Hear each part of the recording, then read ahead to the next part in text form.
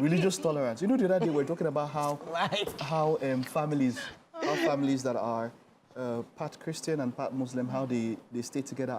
In time, I'd love more people like that to come out and talk, because some people believe it's not possible.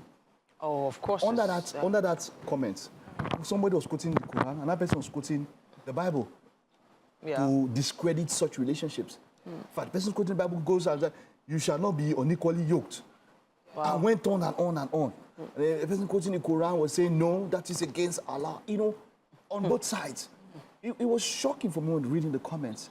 Because I feel that more people like that should tell the story, because some people don't even think it is possible. Yeah. And you see, that's one thing. Even the greatest inventors at their own time thought a number of things were not possible.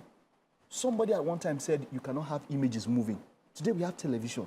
Yeah. Someone said it was not possible that you could watch moving images. Yeah. Another person said, how can you fly? Airplane. How can something heavier than air fly? Go up in the air. Defy the laws of gravity. Yeah. Take off.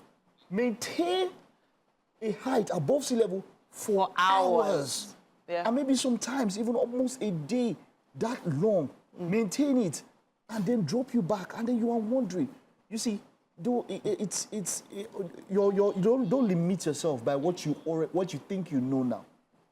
So there's something, being a little bit more open-minded is important, but there are some statements that just make you question maybe your culture, how you were brought up. Yeah. Because I'm wondering, now, of course, in traffic, you see a lot of, beggars on the road, and they're, knocking windows, they're sending children to come and beg for money and things like that. And there was a post online that apparently went viral a few days ago, talking about those beggars that pray, or those poor people that pray for people that give them money. And this quote was a little strange. The quote says essentially that you should reject those prayers because they don't work. Because if they did work, the person praying would have been the first person to receive the prayers. Can you, if we can take a listen to the video, who is the person saying this? Because I know somebody. Yes, of course. So he's a public speaker, motivational speaker, and he's an author as well. Aspire to aspire. But funny enough, I was just wondering, because there are some people who have in the past given beggars money on the road, and then 2-3 months later, you see the same beggar, same spot, coming back to say the same prayer, collect the same money. So his condition hasn't changed. However, you keep coming to that beggar's rescue, right? Okay, beggars. Do you understand? So beggars are different kids also. Of course. There are some.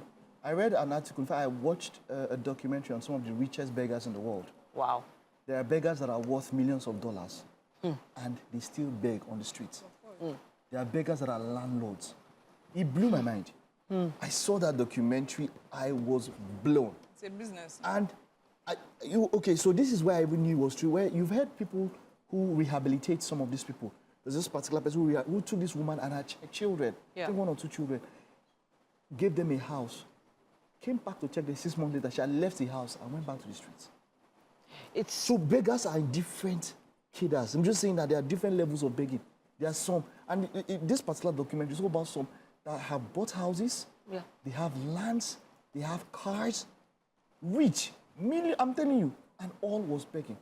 But there are also some people who feel like if they've not given to the less privileged or the poor in 1 month, they feel like something is missing from their world, something is missing from their life. That's cool. And I feel like some sectors of beggars or in beggars communities have taken advantage of those types of people that always want to give back, always have to give back. So do you now question the reason why you're giving and stop giving when you see this exact same beggar be there for years in the same spot with the same sign, holding up the same sign? What do you do after continuously giving and giving and giving, and then the person's situation hasn't changed? Do you stop? That's the question. Well, what I think about that is that if you're giving, give. It's just the same way. I know maybe I shouldn't go that way, but I will go that way, right? If you have an idea or a mentality, even with regards to tithing and churching and all those kind of things, right? If it's something that is in your mind to do, do it. what they're using it for is really not your problem. That is my school of thought, right? You're moved to give for a reason. Do you understand? I believe don't be limited by the fear of, some people say, okay, fine, they don't give because, some people are evil. When you give them money, they use money to cost you.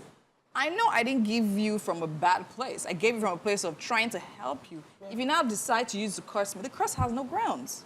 Do you understand? Because you cannot, I was trying to bless you, you want to curse me in return. It's not possible. Do you understand? So that's what I feel. And then for the in regards to, I've actually seen that documentary Mike is talking about beggars that literally have, so what I do basically, sometimes when I go to a fuel station or I go to some places and then I see people begging there, sometimes I actually stay to calculate. Like one day, I remember there was a particular man that gave a beggar about 1,000 naira. Do you understand? And then I was just calculating, and before a number of cars passed and gave the guy, I was just calculating. In that short space of time, he will get money past you. You that literally goes to work, they pay you 100K a month. Do you understand? Like, how much in a day he can make like 10K, 12K? I'm just saying, let's just put average. Do you understand? There in a day, of course, they can feed, they can save, they can do all those things. I know that it's a Muslim celebration. I know, especially for Muslims, some of them have this propensity that they have. It's by their religion that they have to give. Like a bazaar kind of thing. And when some of those people give, they don't give small. Yeah, of course. They have to. I know a number of Muslims who are they are so generous. Yeah, extremely. I've seen them give beggars bundles. Bundles. I'm talking about bundle. And they are, like she said, some people now use that. So they know this kind of people. They know, okay, your religion, even Christians. I mean, someone's quoted a part of scripture where that even said that God who sees what you do in secret will reward you in the open. Sure. And you remember that verse of scripture that says, for the Bunati, I'll not be pastor. When someone said something about, giving, when you give to the poor, you're giving to God.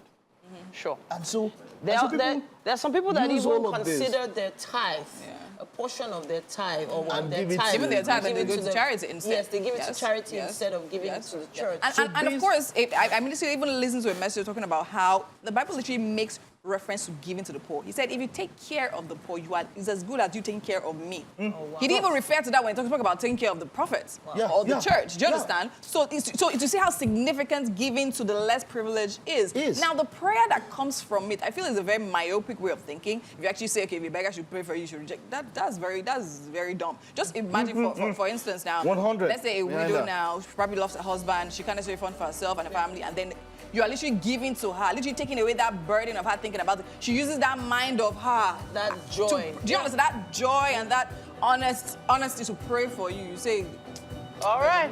We would love to hear your thoughts on this. However, use our hashtag WakeUpNigeria on TVC. Tag